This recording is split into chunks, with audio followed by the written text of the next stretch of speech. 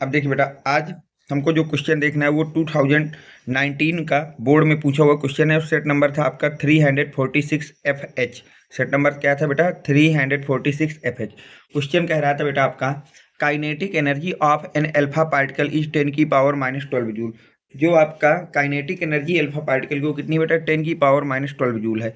It produce recall scattering from the nucleus of gold Z equal to 79, what will be the distance of the closest approach of alpha particle from the nucleus given 1/4 pi epsilon naught equal to 9 into 10 की power 9 Newton metre square पर coulomb square. अब देखिए बेटा, question क्या कह रहा है कि आपका एक न्यूक्लियस है गोल्ड का और एक है अल्फा कण, एक है आपके पास अल्फा पार्टिकल। अब अल्फा पार्टिकल मूव कर रहा है towards the nucleus of gold with kinetic energy 10⁻⁻12 joule. अब देखिए अल्फा कण पर कैसा चार्ज होता है बेटा? तो इसमें होता है पॉजिटिव चार्ज। न्यूक्लियस के पास कैसा चार्ज होता है बेटा? Positive charge. तो ये दोनों चार्जेस एक दूसरे को क्या करेंगे बेटा? अप्रोच करेंगे। एक दूसरे को क्या करेंगे बेटा? रिपेल करेंगे। एक दूसरे को क्या करेंगे? रिपेल। तो मान लिया कि आपका जब ये यहाँ पर अल्फा कण आ गया जो कि न्यूक्लियस से किस डिस्टेंस पे बेटा? r डिस्टेंस पे। तो इस समय जो हमारा अल्फा कण है तो वो तो यहाँ पे आ गया।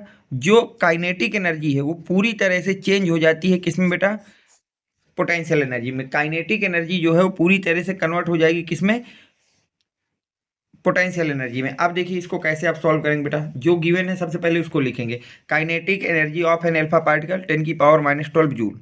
Atomic number of the gold Z equal to इतना। चार्ज ऑफ अल्फा पार्टिकल उसको मैं Q1 मान रहा हूँ, 2 इलेक्ट्रॉन, क्योंकि अल्फा पार्टिकल पर कितना इलेक्ट्रॉन होता है बेटा? 2 इलेक्ट्रॉन के इक्वल चार्ज होता है। तो 2 और 1 इलेक्ट्रॉन का चार्ज होता है 1.6 इंटू 10⁻⁻19। तो हो जाएगा 3.2 इंटू 10⁻⁻19 कूलम।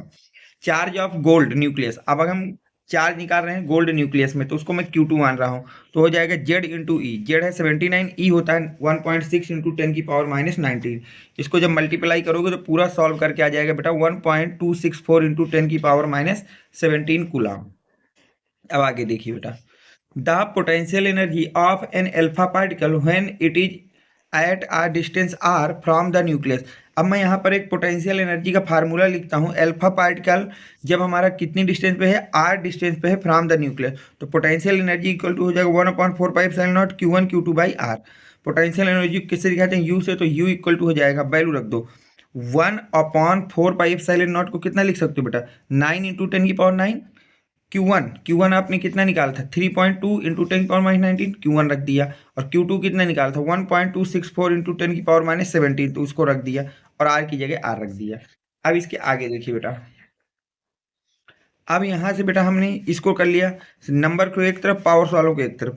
अब 9 का मल्टीप्लाई करा दिया 3.2 से, तो आ गया 28.8 इंटू 1.264 इंटू 10⁻9 और 10⁻⁻19 को ऐड करोगे तो आ जाएगा 10⁻−10 इंटू 10⁻−17। अब मैंने क्या किया? 20.8 का मल्टीप्लाई कर दिया 1.264 से, तो मल्टीप्लाई करके आ गया 7.6 इंटू 10⁻−10 से 10⁻−17 को ऐड करोगे तो हो जाएगा 10⁻−27 r। अब इसको मान लिया इक्वेशन नंबर 1। अब देखिए, since alpha particle are momentary stopped at the distance r। अब हमने ये लेट कर लिया है कि जो अल्फा पार्टिकल है वो न्यूक्लियस से r डिस्टेंस पर आकर के स्टॉप हो जाता है। r डिस्टेंस पे आकर के क्या हो जाता है बेटा? स्टॉप हो जाता है। It's kinetic energy is completely change into the potential energy. और यहाँ पर जो काइनेटिक एनर्जी होती है वो कंप्लीटली चेंज हो जाती है किसमें बेटा? पोटेंशियल एनर्जी में। इट मीन्स कि kinetic energy equal to potential energy. अब यहाँ से हम लिख देंगे बेटा, put the value of U from equation 1। U की वैल्यू हमने पहले ही निकाल ली है, इसको फ्रॉम इक्वेशन 1 में रख देंगे और जैसे ही रखोगे तो काइनेटिक एनर्जी इक्वल टू इतना आ जाएगा। Put the value of kinetic energy. अब यहाँ से हम लोग काइनेटिक एनर्जी की वैल्यू पुट करेंगे। तो काइनेटिक एनर्जी की वैल्यू कितनी है? 10⁻⁻12 वैल्यू ये हो गई। अब r को इधर ले चलते हैं, इसको इधर ले आते हैं, तो r इक्वल टू हो जाएगा 7.6 इंटू 10⁻⁻27 डिवाइड बाई 10⁻⁻10। 10⁻⁻10 हो जाएगा बेटा। यहाँ तक आपको कोई डाउट मेरे हिसाब से नहीं होना चाहिए। अब यहाँ से क्या करिए बेटा कि ये जो 10⁻12 को जब ऊपर ले जाओगे तो प्लस का हो जाएगा। किसका हो जाएगा बेटा? प्लस का। और जैसे ही ये प्लस का हुआ तो अब ध्यान देखना बेटा यहाँ से, अब जब आप 10 की पावर -27 में 10 की पावर 12 को ऐड कर देंगे तो हो जाएगा 10 की पावर -15। तो R इक्वल टू हो जाएगा 7.6 इंटू 10 की power -15 metre. The closest distance of approaches is 7.6 into 10 की पावर -15 मीटर। ये इसका आपका कंप्लीटली आंसर होगा। उम्मीद करता हूँ कि क्वेश्चन आपके समझ में आ गया होगा बेटा।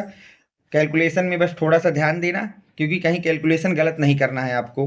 अगर आपको ये क्वेश्चन समझ में आया है तो वीडियो को लाइक करें, चैनल को सब्सक्राइब करें। Thanks for watching. Next video coming soon.